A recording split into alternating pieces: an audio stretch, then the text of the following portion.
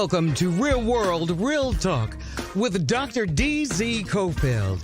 The show represents captivating conversations and insightful information to encourage and inspire you with all you need to become the best you can possibly be. And now, your host for Real World, Real Talk, Dr. D.Z. Cofield. Welcome to Real World, Real Talk. I'm your host, Dr. D.Z. Cofield, and I want to welcome you to this public radio offering, this news and public affairs show that is designed to inform you, inspire you, and encourage you to be the best that you can possibly be. Today's subject is a subject that hits close to home in terms of the African American community in particular, and the intersection between public health and faith. Now, that's something that we don't normally talk a lot about. We don't see faith and public health walking hand in hand. But the truth of the matter is, when you think about public health and the history of public health, it started in the church.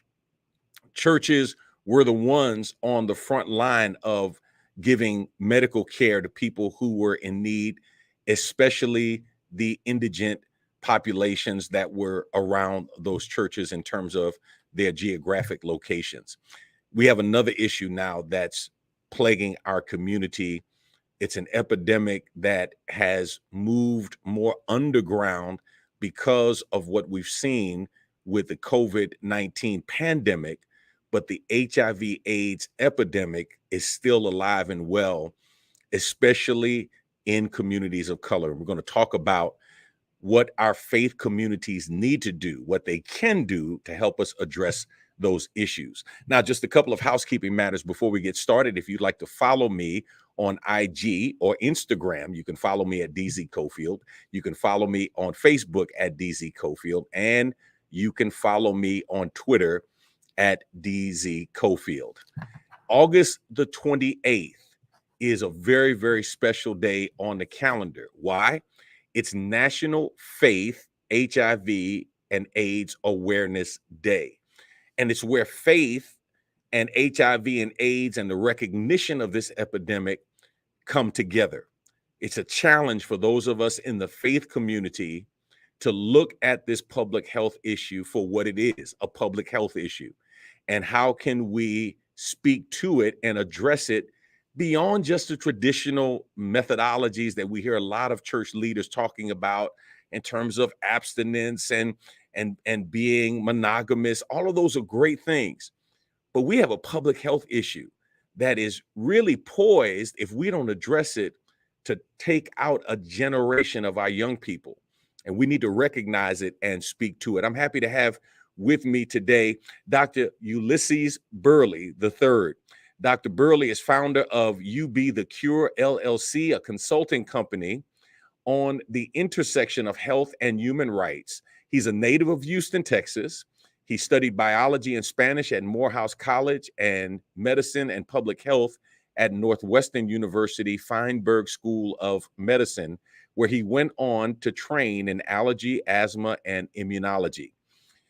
Dr. Burley then served as program director for the Evangelical Lutheran Church in America and served in helping them to develop strategies around addressing HIV and AIDS, as well as a director of HIV/AIDS programs at Heights Pharmacy. Currently, Dr. Burley is a faith community engagement ambassador for the COVID-19 Prevention Network to connect with faith communities of color in an effort to share the most current and factual information regarding COVID-19 and vaccines and antibodies being developed for its prevention.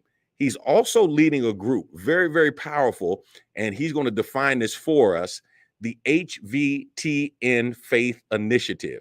He's going to share with us its purpose and its goals and how you can become part of making this your mission, how you can be part of the solution and not just talking about the problems.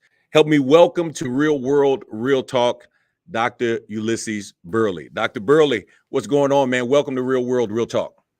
Oh, thank you for having me, Reverend. It's such a pleasure to be speaking with someone of your stature and someone in my hometown of Houston, Texas. That's right. You're I a native, currently, man. So I don't have to explain to you Frenchies or none of that stuff. You got it all, right? oh no, man, I grew up on Frenchies, man. That's good. So Dr. Burley and I were on a broadcast together not long ago around the HVTN faith initiative, and he's going to talk about that in just a moment. But I do want to start off by talking about August the 28th being National Faith HIV/AIDS Awareness Day.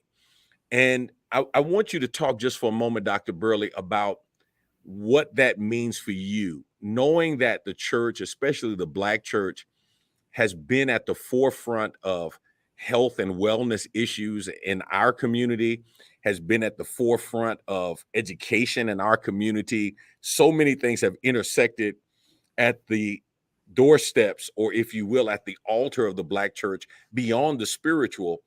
Talk about why this Faith HIV/AIDS Awareness Day is so special, especially at this time. Absolutely. National Faith HIV and AIDS Awareness Day is long overdue, if you will. It was first proposed and founded in 2017 by a sister named Khadija Abdullah, a young Black Muslim woman with a background in nursing and public health. And she was doing this work at the intersection of faith and HIV and thought all of these other HIV and AIDS federal awareness days exist, but none of them lift up the role of faith communities in responding to the HIV and AIDS epidemic. And so Khadija, her organization, Rahma, which means mercy in Arabic, but stands for Reaching All HIV Positive Muslims in America, joined forces with organizations like mine, You Be the Cure, and the United States HIV and AIDS Faith Coalition to found National Faith HIV and AIDS Awareness Day with the purpose of addressing HIV-related stigma that often finds its way in faith communities, and to increase awareness and education among those faith communities such that we might then use education, use information, use facts and awareness to combat stigma. And so we're happy to report that in 2020, the federal government officially recognized National Faith HIV and AIDS Awareness Day as a federal national awareness day. And we have been blessed to reach over 200,000 people of faith since then with messages around HIV/AIDS education, awareness, and helping to reduce stigma in these communities. You know, we talk about stigma, and for me, stigma really is all of the isms: racism and sexism and ableism and fill in the blank. And these stigmas associated with HIV and AIDS are quite literally killing people, and they're often based on bad ideology and bad theology.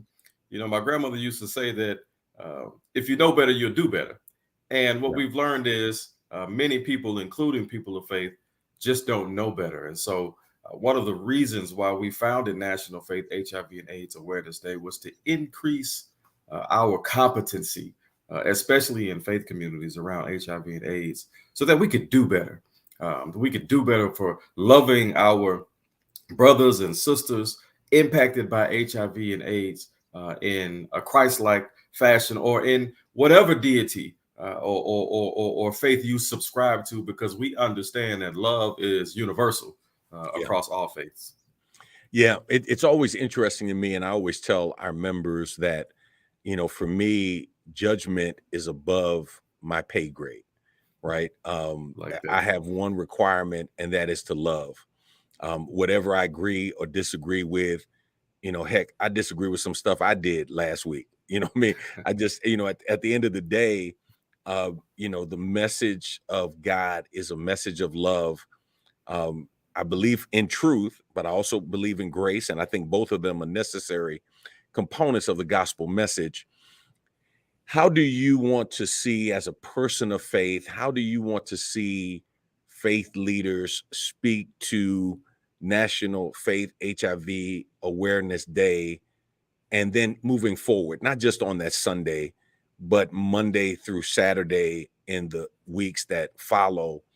how do you think churches need to step up, especially in communities of color? Absolutely. So I'm clear that one day will not necessarily change years, decades, and sometimes even centuries of psychology, but also of theological exegesis around issues of disease, what healing looks like scripturally, and then what that healing means for people who might be living with an incurable disease like HIV and AIDS, and how then faith applies to those people. However, I do believe that as a beginning point, we can all agree that faith at its core is about life and life abundantly. And I would argue that also science and medicine at its core is about the ensuring of life and a life well lived and abundant life.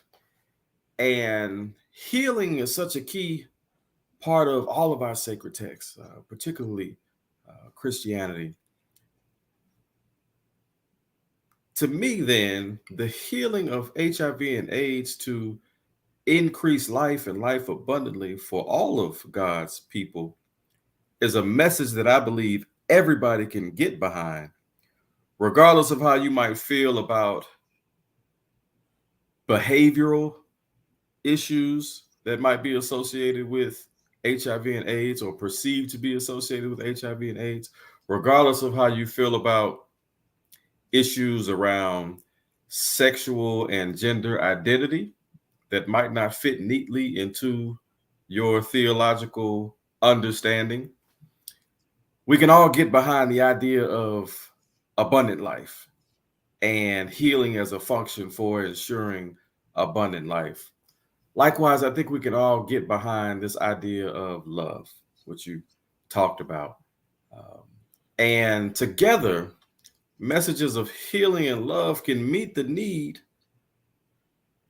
at hand to address HIV and AIDS in a compassionate, intentional way as it relates to faith communities. So then, at the very least, I think faith leaders can encourage people to know their HIV status first and foremost, right? Um, Getting tested for HIV. We have 1.2 million people living with HIV in the United States. Of those 1.2 million people, 1 in 7 of them do not know they are living with HIV. That means that if you don't know better, you can't do better. You can't protect yourself. You can't protect those who you love.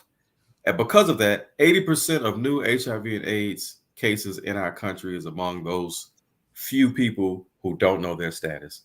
And so first and foremost, we can just encourage people to get an HIV test, and you can get one of those for free in any major urban epicenter that has a health department, that has nonprofits that are specifically geared toward doing that work. I think that's a very basic, non-controversial message that is in line with abundant life and healing and love to make sure that people know their HIV status first and foremost.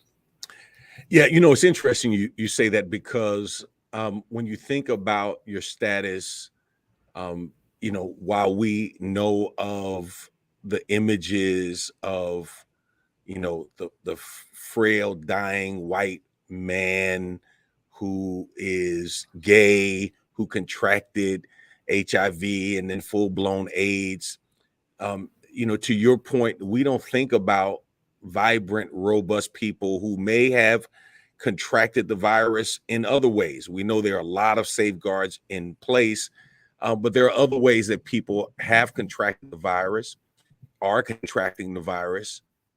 And to your point, medically, we have moved so far down the road that if you do test HIV or AIDS positive, the likelihood of you dying if you go into treatment of AIDS is slim to none. You will probably die of something else. You will live out a normal life expectancy if you take the medicine and you follow the protocols and you do what you need to do. I know there are a lot of people in our community, and it sounds almost crazy to say it, but there are people who are still wondering, how Magic Johnson is alive. I remember the date, man. It was November the 7th, 1991.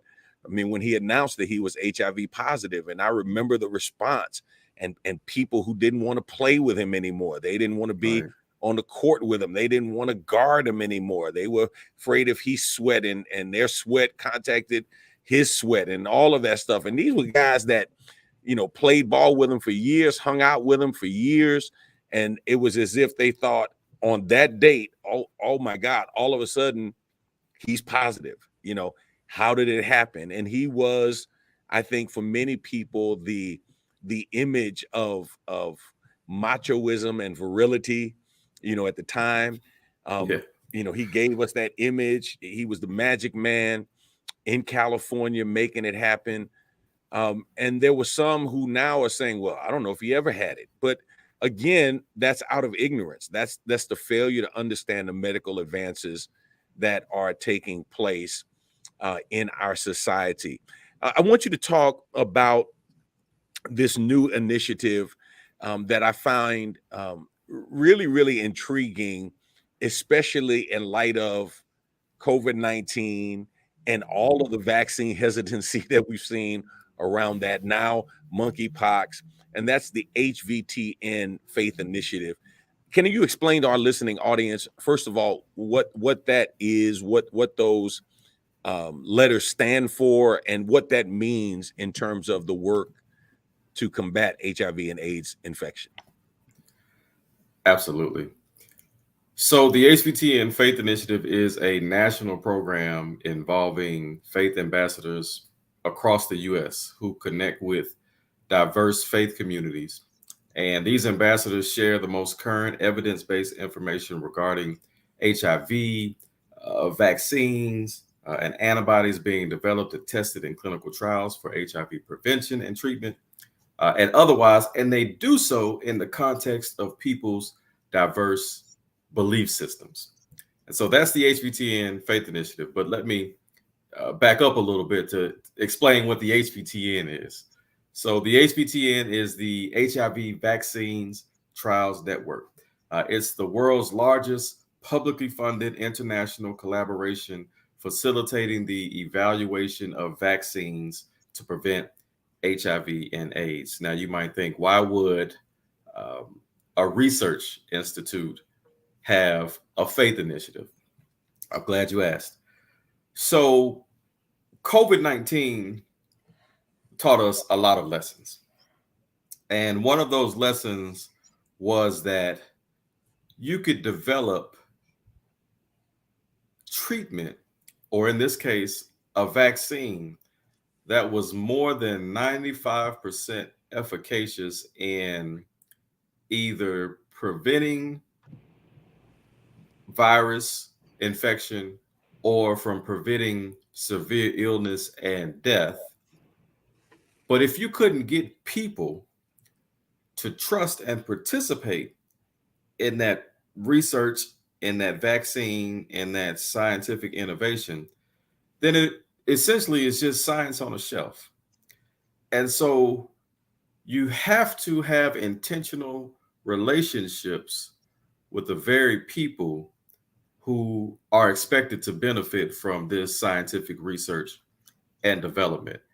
And those intentional relationships don't happen overnight. They happen from trusted messengers in communities, particularly communities of color, but also faith communities who have social capital, who have relationship capital with the very people who would benefit from this scientific research and development. And it's then engaging those people who have these relationships with communities to offer information, education around HIV and AIDS in a way that people can understand it. And a part of that understanding is the way in which faith relates to the decisions that people make about their health and their wellness. Let's talk Black people in this sense. And so, as you know, and as many of us know, Black people are disproportionately impacted by HIV and AIDS in our country. Black people were disproportionately impacted by COVID-19 in our country for many of the same reasons: social determinants of health, right? Poverty and lack of access to healthcare, and the neighborhoods that we inhabit and the places we worship. All of these factors played a role into our ability to access prevention, treatment, and care as it relates to COVID, HIV, and AIDS, so on and so forth, including the vaccines. And so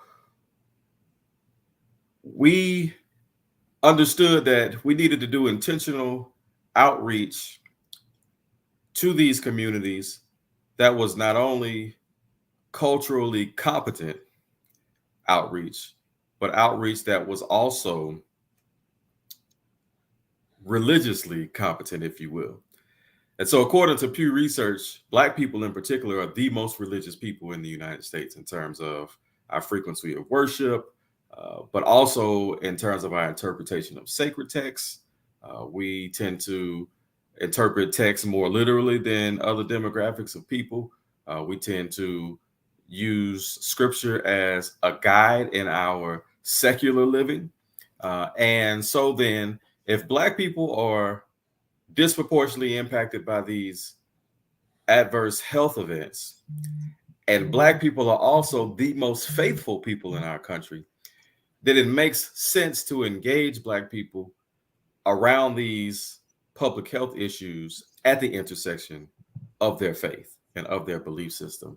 And so it was with this understanding that first, the COVID-19 Prevention Network Faith Initiative was founded, and that was to engage faith communities around COVID-19, the disease itself, but also the vaccines, the vaccine trials that were being taken place, and all of the other treatments that have since been implemented around COVID-19.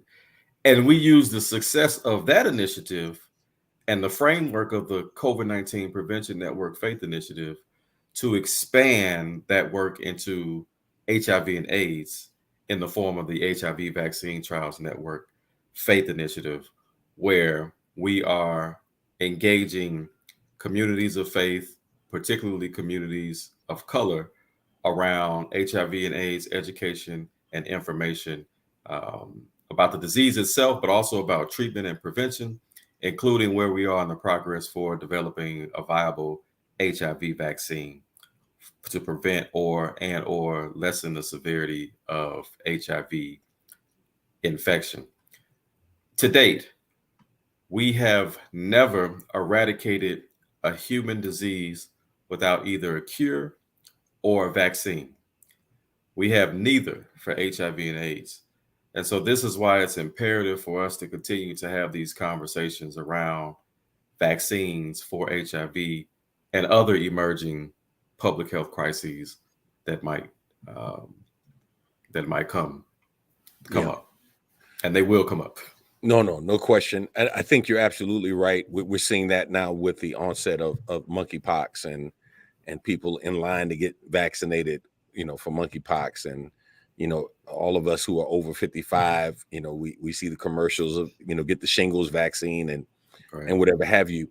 But let me go back just for a moment, because I want to spend some time. Is the goal of the trial network to find a vaccine to prevent people from becoming HIV, AIDS positive?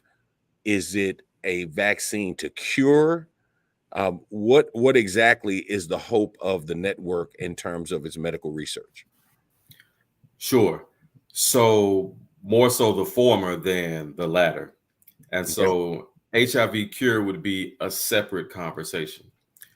Generally, vaccines are developed and then researched in communities that are HIV negative. An HIV cure would be for people who are living with HIV. Okay. Now, whether or not the vaccine will be completely preventative, or if it will lessen the impact of the HIV virus in one's body such that the body is able to control the infection with the assistance of a vaccine to where a person never gets sick and a person's never able to transmit HIV to another individual. Those are the questions around an HIV vaccine, both prevention but also maintenance of an HIV infection. Similar to what we've seen with COVID-19, there were a lot of misconceptions about what the COVID-19 vaccine was supposed to do. Um, Historically, most of the vaccines that we have voluntarily participated in are not vaccines that are wholly preventative. We call them sterilizing vaccines. Many of the vaccines that we take don't prevent virus or infection wholesale. Uh, Many of them lessen the severity of illness in the case of COVID-19. And that's why you're seeing people who are fully vaccinated, boosted sometimes 2 and 3 times over, Yeah. who are still maybe testing positive for COVID-19, but their symptoms are less severe. They're not being hospitalized for their infection. And even more importantly, they're not dying as a result of it. And so those are all what we consider to be wins in the development of a vaccine. Whether or not we'll be able to achieve any of those things with the HIV vaccine are yet to be seen, but those are the purposes for HIV clinical trials, to test immune response. And so, does a vaccine actually create a response in our bodies that then generates anti-HIV antibodies? And then from those antibodies, do they actually prevent you from contracting HIV? And if they don't, do they keep HIV in your body in check such that it doesn't proliferate and spread to such a place where it makes you sick or it makes other people sick? And so those are all questions that are important questions that we're still trying to answer more than 30 years into a quest for a viable HIV vaccine. But the latest breakthroughs in vaccine technology that we've seen with COVID-19, which are and were built on the platforms of HIV research that we've done for decades, those new platforms have now given us new energy around the development of an HIV vaccine. And so we're really encouraged about what we might be seeing in the next few years around this particular endeavor. If you're just tuning in, you're listening to Real World, Real Talk. I'm your host, Dr. DZ Cofield. I want to thank you for being with us as we are discussing National Faith HIV AIDS Awareness Day, which takes place on August the 28th, 2022, of course. And we're talking about the HVTN Faith Initiative that's looking at how we address HIV AIDS epidemic through a vaccination process and raising awareness around that.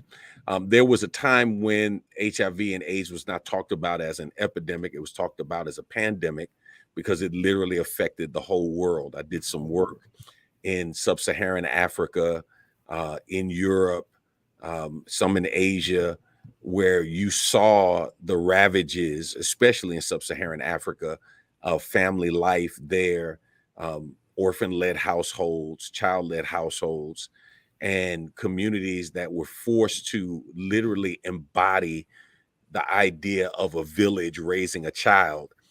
You had villages that took on and raised the children of mothers and fathers who both had succumbed to the AIDS virus. Can you give us some examples of this intersection between faith and public health? Some things that you see happening, some reports that you're getting in terms of what's going on that's making this something that you're hopeful will come to pass. Sure. Well, I'll say that one of the silver linings, if you can call it that, of the COVID-19 pandemic is that we have never been more aware about our health. We've never been more conscious about viruses and pandemics and epidemics and clinical trials and vaccines. As a result of that awareness, our heightened sensibilities is a benefit to us.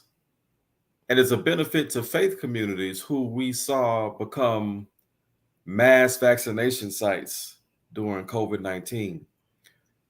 Faith communities where we saw people who were more comfortable going to houses of worship to receive a form of healthcare than they were comfortable going to an actual healthcare facility. And so we can utilize the momentum created from the COVID-19 pandemic to re-engage faith communities around conversations about HIV and AIDS in a way that we can begin to see our faith houses be safe houses, if you will, for not only people living with HIV, but people who are most vulnerable to HIV, which tend to be people who identify as same gender loving or gay or bisexual or transgender, people who might use drugs in some form or fashion or other substances, Black and brown people, women. And so how then can we utilize what we've learned, the momentum we've seen in faith communities around COVID-19 to transfer that energy into more effective and robust response from faith communities around HIV and AIDS, and continue to build on that momentum such that we can realize the end of the HIV and AIDS epidemic as a public health crisis, particularly in Black America, because I believe that if we can end HIV in every Black body, then we can end HIV in everybody in the United States. And so it really is just about harnessing the energy that we were forced into as a result of COVID-19 to now be energy that we can use to galvanize communities around HIV and the importance of knowing your status, understanding how the HIV is transmitted, understanding the ways in which you can prevent HIV transmitted. But to your point earlier, also understanding that if in fact you do seroconvert to HIV positive, that with medication and treatment, you can live a long and healthy life. And as you stated, likely die of something other than HIV. And so we want to make sure that people have that information. And we believe that faith communities are well positioned to be able to offer that information, given this COVID-19 pandemic that we have experienced and continue to experience, quite frankly. You're listening to Real World, Real Talk. I'm your host, Dr. DZ Cofield. We're going to take a short break. We'll be back in just a moment. And I want to talk to Dr. Burley about the challenges of addressing the HIV and AIDS epidemic with millennials and Gen Zers in particular, a generation that in many ways was anti-vaccine when it came to COVID-19. And we're told over and over again that, you know, those who were most susceptible were older and people with pre-existing conditions and things like that. And how do they balance that? How can we help them when, in fact, that is the generation that is now at high risk, and that's the generation that's showing up with more positives in the HIV and AIDS arena than those older generations? So we'll talk about that in just a moment. Welcome back to Real World Real Talk. I'm your host, Dr. DZ Cofield, and you are listening to your member-supported public radio station. We are excited to have with us Dr. Ulysses Burley. We're talking about the HVTN Faith Initiative. We're talking about National Faith HIV/AIDS Awareness Day, which is August the 28th. But we're also talking about now, how do we address a younger generation that in many instances, like those generations prior, feel a sense of invincibility, that they're not going to be hit by this HIV and AIDS epidemic, many of whom felt the same way about COVID, some of which contracted the COVID-19 virus and survived it, and some have avoided it. Dr. Burley, how do we help this generation? Because, you know, prior to COVID, when we were heavily involved in the work with other agencies and groups, you know, we saw numbers like, 40% of students on HBCU campuses having contracted HIV and AIDS, and there was nothing that was really being talked about by the HBCU community. We saw numbers in our neighborhood, in our community, and I'm in the 04 zip code, both live here and minister here. We were, for a season, the #1 zip code for new HIV/AIDS infections, and the numbers were spiking around 18 to 35-year-old heterosexual men and women. But of course, the bisexual nature, and for some, they would call it the trisexual nature of many of these young people. You just couldn't really pigeonhole them. You couldn't put them in a category, but we saw those numbers going up. How do we address the need for this generation to be tested and to access care and to look at possibly taking a vaccine, when this generation has that sense of invincibility and are not looking to take any vaccines in any way, shape, or form? I'm a vaccination baby, right? So I grew up, I still have the mark on my arm from my measles, mumps, rubella shot and the like. But there are many, my polio vaccine and the like, but there are many who are not trusting of the government, and are concerned about any vaccines being offered. What are you saying to that generation? Sure. So first and foremost, we've got to meet young people where they are. And I regret to say that it's not in faith communities. It's not in houses of worship anymore. That's not to say that young people don't have and exercise their faith. I know that to be quite the opposite. It's to say that our institutions, as they currently exist, are no longer appealing to young people. And so we have to leave the four walls of our sanctuaries, our temples, our mosques, our faith houses, to meet young people where they are, first and foremost. And that might be at a bar, it might be at the homecoming activities of an HBCU college experience, as you referenced. It might be at a concert, which we've seen engagement around HIV by music artists like Bun B. At concerts, you come and get a free HIV test and you'll get free admission to this concert. And so we've got to meet young people where they are. We also have to understand that their access to information now is limitless, And the downside of that is their access to misinformation is also limited. Right.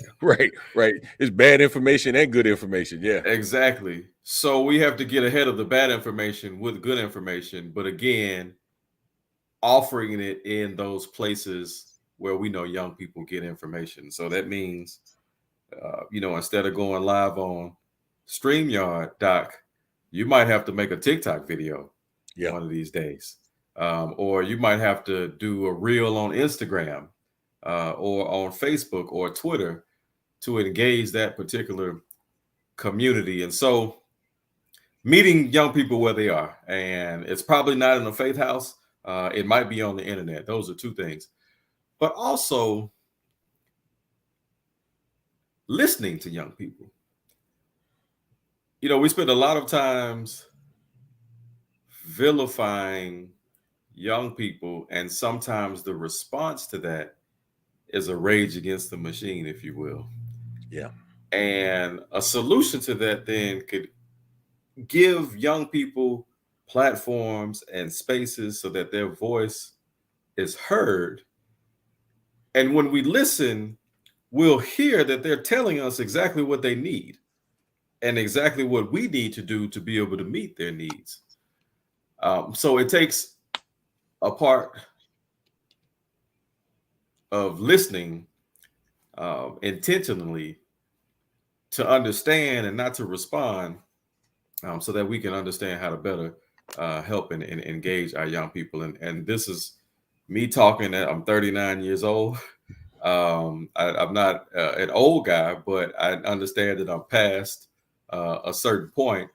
And I think it's important for people like me who still have a pulse on the generations behind me, but also have maybe the knowledge and the wisdom of the generations in front of me, to then be able to bridge the gap, if you will, such that these younger generations can get the information that they need. You're absolutely right in terms of vulnerability to HIV. Currently, people ages 25 to 34 have the highest rates of new HIV transmissions in our country, followed by ages 13 to 24.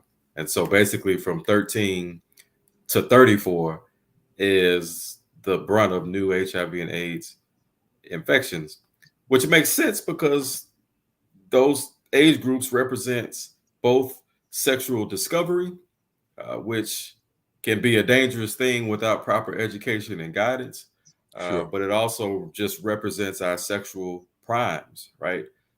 It's when we are establishing relationships. It's when we are starting families.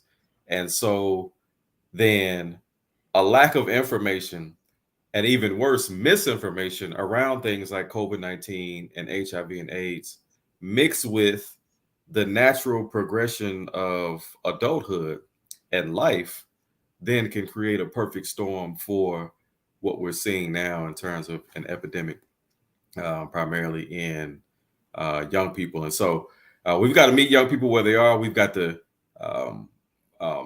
listen to them to understand and not simply to respond.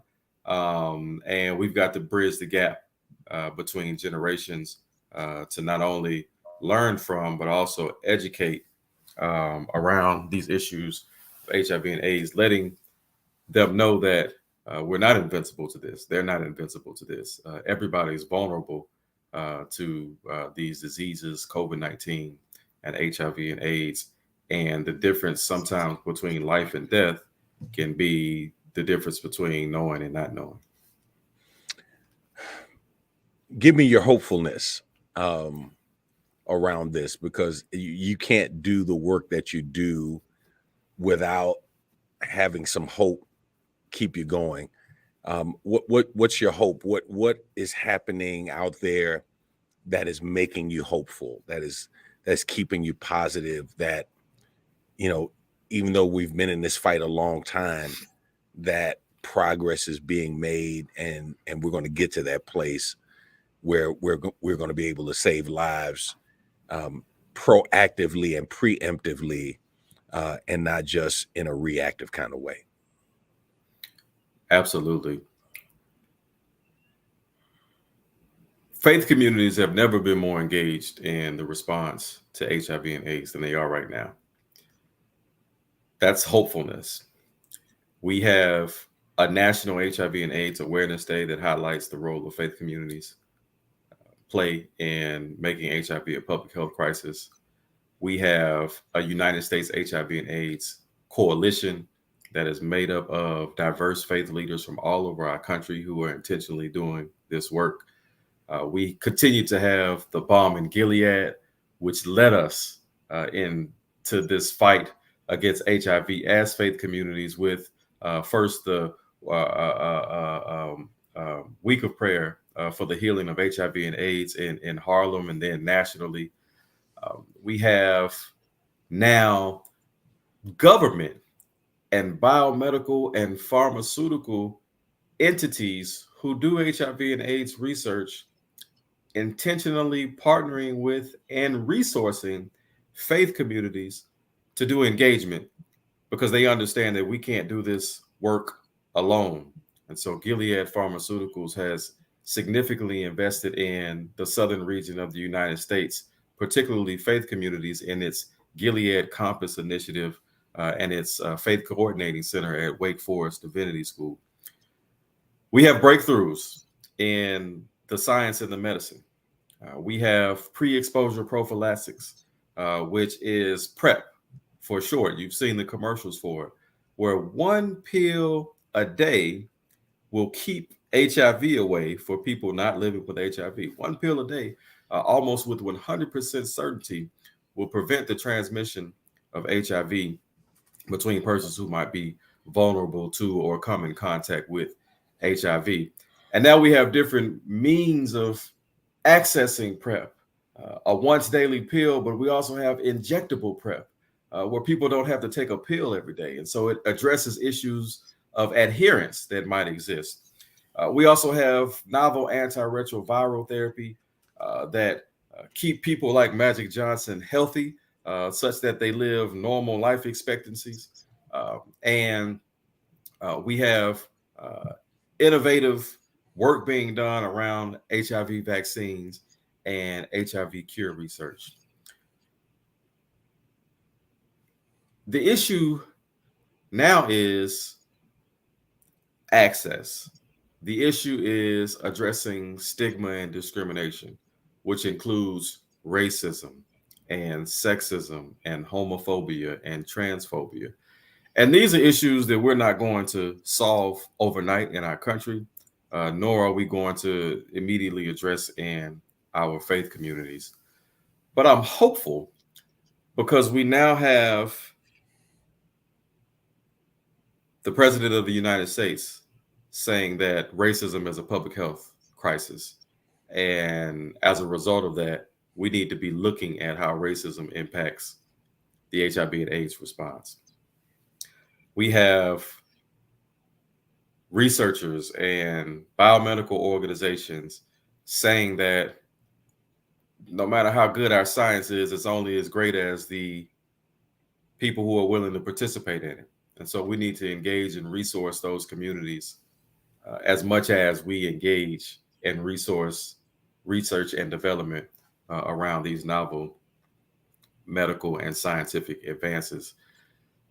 And so all things considered, I'm hopeful that together we can achieve the promise that we made to end HIV as a public health crisis by 2030. And 2030 isn't that far away, because we have tools to do so.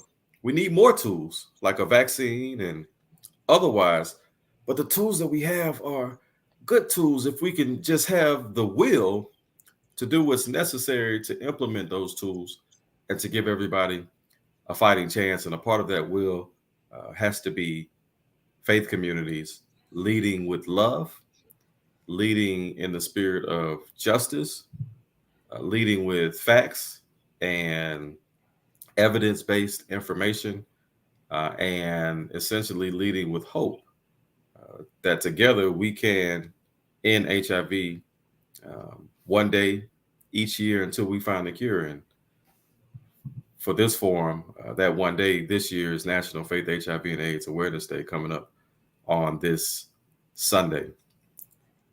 Well, I will say this, it's a phrase that we have coined in all of our public health outreach initiatives through our church and through our nonprofit, and that phrase is, it's better to know. We talk about it, whether it's prostate cancer screening or high blood pressure, diabetes, breast cancer screening, HIV, AIDS awareness. It's better to know. And I think if we can just encourage people to get tested and to know their status and to be able to speak openly about it, without the stigma that is attached to it many times out of ignorance and just not knowing. If we can do that, then we can save lives and we can change lives. I think all of us who are listening have to be concerned when we hear that the number one groups being infected with HIV and AIDS are 13 to 35, 34. That should send up a lot of alarms for us. We know that the LGBTQIA community is very knowledgeable. Information has been shared, resources have been made available. But my discovery is that the heterosexual community is still very hesitant to talk about it, even though the numbers are going up in the heterosexual community. That we don't want to talk about it. We don't want to address it. We live in denial. And, when you have young men and young women who sometimes don't know their status, who are spreading the virus, sometimes who do know their status and they're knowingly spreading the virus and not finding and accessing the care, it really puts the future of Black people in particular, it puts us in a very precarious position. And so I'm hoping that these initiatives will take hold. I'm hoping that people will move beyond their bias and their phobias and their isms and their fears and recognize that this is a public health issue that we need to address. Dr. Cofield, I just want to thank you for allowing me this opportunity to provide this very important information, to have these very critical conversations such that lives might be changed. God bless you. Dr. Burley, thank you so much for being with us, man. I know you got to go, but I appreciate you taking time, man, to share with us, and we'll definitely have you back to talk about what's happening and updates on the initiative and what we can do to continue to spread the word, man. But we appreciate you. Thank you so much for being with us. The late Vernon John said, if you see a good fight, get in it. I always add, if you don't see a good fight, start one. But there's no better fight than for our health individually and the health and wellness of our community. And one of the things that I loved that Dr. Burley did was to show us not only the intersection of faith and HIV and AIDS awareness, but the intersection of faith with public health, period. I mean, you think about COVID-19, you think about monkeypox, just over and over. I mean, it goes even to, flu vaccinations. I mean, everything that happens, there's an intersection between our faith and our public health. And there are a lot of people who would say, you know what, if you get those vaccines, where's your faith? And here's what I would say. My faith is always in God. Do I try and trust medical professionals who are practicing medicine? They're not experts, but do I have a level of faith in them? Absolutely. But I know ultimately healing is going to come from God. That is my belief. That's what I hold on to. And I want to suggest to all of us that you don't allow your faith to be used against public health or against healthy practices, because here's what I know. I've had people who said, you know what, I'm not getting vaccinated. And they didn't. And then they contracted the COVID-19 virus. And you know what they did? The very doctors that they decided that they would not trust and they would not follow, those were the doctors that they ended up going to for care. So at the end of the day, they exercise their faith. But the truth of the matter is, faith without works is dead. You still got to put some stuff into action. So please, ma'am, please, sir, make sure you do that. HIV AIDS Faith Awareness Day, 8/28/2022. Make sure you stop, get tested, find out what your status is, and encourage somebody else. And if your status is positive, find treatment so you can live with it and not die from it. All right. This is Dr. DZ Cofield for Real World, Real Talk, signing off, saying God bless. And until next time, peace. Thanks for listening to this episode of Real World, Real Talk. Be sure to subscribe to this podcast to be notified of new episodes every week. Follow us via social media using the @RWRTDZ username on all platforms: YouTube, Facebook, Instagram, and Twitter. To submit any comments, questions, sponsor opportunities, or future show suggestions, visit us online at rwrtdz.com or via email at info@rwrtdz.com. Thank you for listening, and we hope you've been inspired to be the change you want to see in the world today. Until next time, be real, keep it real, and stay real.